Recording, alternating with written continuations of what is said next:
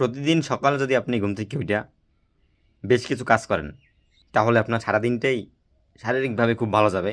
যেমনটা আর কি 10টা-11টা দিকে আলিস্যামি লাগে, সারাদিন রিলস এইসব থেকে না। যেমন গত 3 দিন হয় তাবলিগে গেছি, কিন্তু আমাগো মসজিদটার ভিতরে আর কি অনেক ময়লা হয়ে গেছে। এই জন্য আজকেও সকালবেলা নেট করছি যে এই যে একটু পরিষ্কার করবো।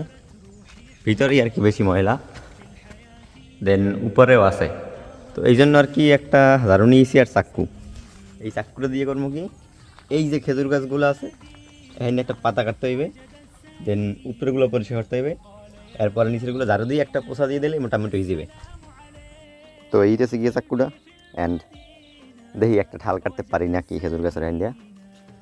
চাক্কুটা অবশ্য দাঁড় কম হইবে আর বেশি ছোটই হয়ে গেছে।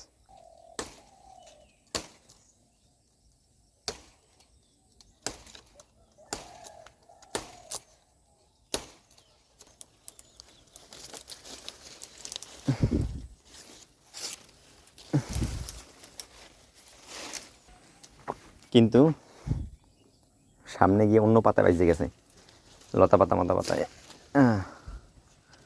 আর এইটারে সাইজ করতে হইবে, সাইজ করবে এমনি।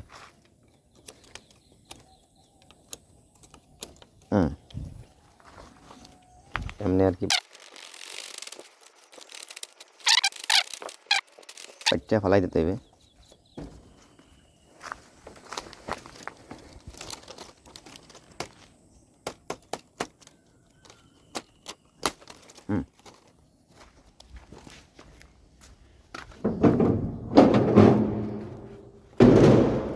اللهم افتح لي أبواب رحمتك.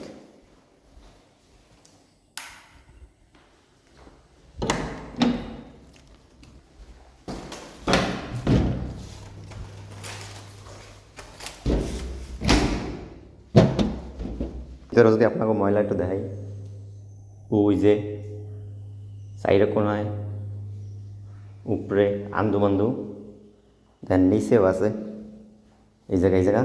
সো এইগুলা দাঁড়িয়ে আর কি আপনাকে লাগে দেখা হইতেছে আর আপনারা এনজয় করেন।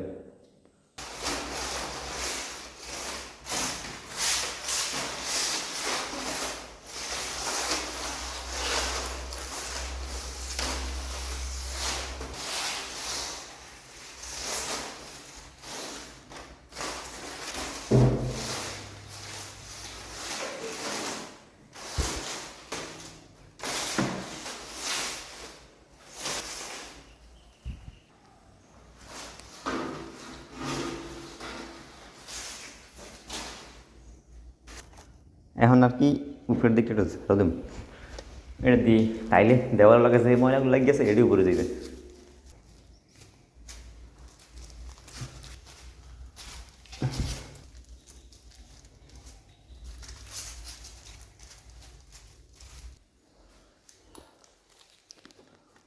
আচ্ছা, আন্দো পরিষ্কার করা শেষ, এখন আর কি ঝাড়ুটা দিলে মোটামুটি ভালোভাবে।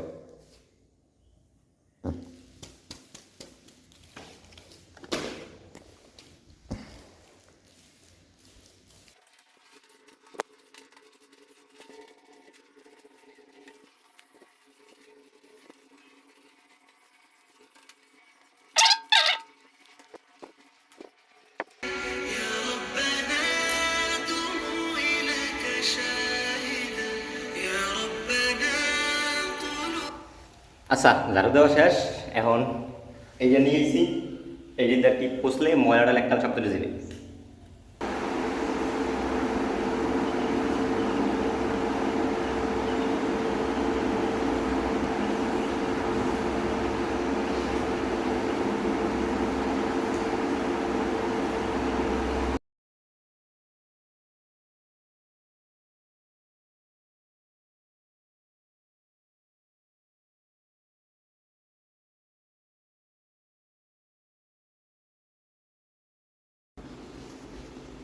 ঠিক আছে, ক্লিনিং করা শেষ মসজিদ A to Z। দেখছেন কেমন হয়েছে? আর এর ফাঁকে বাইরে দিয়েছিলাম।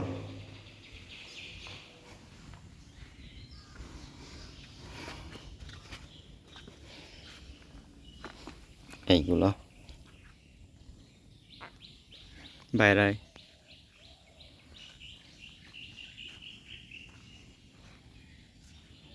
কেমন হয়েছে? তো ভিডিওর শেষে আপনাদের দুইটা হাদিস শোনা দিয়েছি মসজিদ পরিষ্কার করা সম্পর্কে। যেমন হযরত মুহাম্মদ সাল্লাল্লাহু আলাইহি ওয়াসাল্লাম বলেছেন, আমার উম্মতের সওয়াব আমার সামনে উপস্থাপন করা হয়েছে। এমনকি মসজিদ থেকে কারো ময়লা আবর্জনা দূর করাও সওয়াবের কাজ। আবু দাউদ হাদিস নাম্বার 461। আরও একটা হাদিস আছে যেখানে আয়েশা রাদিয়াল্লাহু তাআলা থেকে বর্ণিত, রাসূল সাল্লাল্লাহু আলাইহি সাল্লামের যেখানে থাকতেন সেখানে মসজিদ নির্মাণ করতে এবং তা পরিষ্কার রাখতে এবং সুবাসিত করার নির্দেশ দিয়েছে। তিরমিজি হাদিস নং 594। এখন এরকম আর অনেক হাদিস আছে মসজিদ পরিষ্কার করা সম্পর্কে। সোজা কথা হইতেছে গিয়া সওয়াবের কাজ ভাই আপনারা ট্রাই করবেন, প্রচুর পরিমাণে সওয়াবের কাজ। আপনাদের মসজিদ হয়তো অনেকেই পরিষ্কার করেন না বা বিরক্ত লাগে এত বড় মসজিদ কেমনে ঝাড়ু দেবো। আমার এটা কিন্তু ছোটো, তবুও আমি সবসময় দেওয়ার চেষ্টা করি। আর ঝাড়ু দিতে আসলেই কষ্ট হয়, তবে এই কষ্টের ফল একদিন পাবেন। আসসালামু আলাইকুম।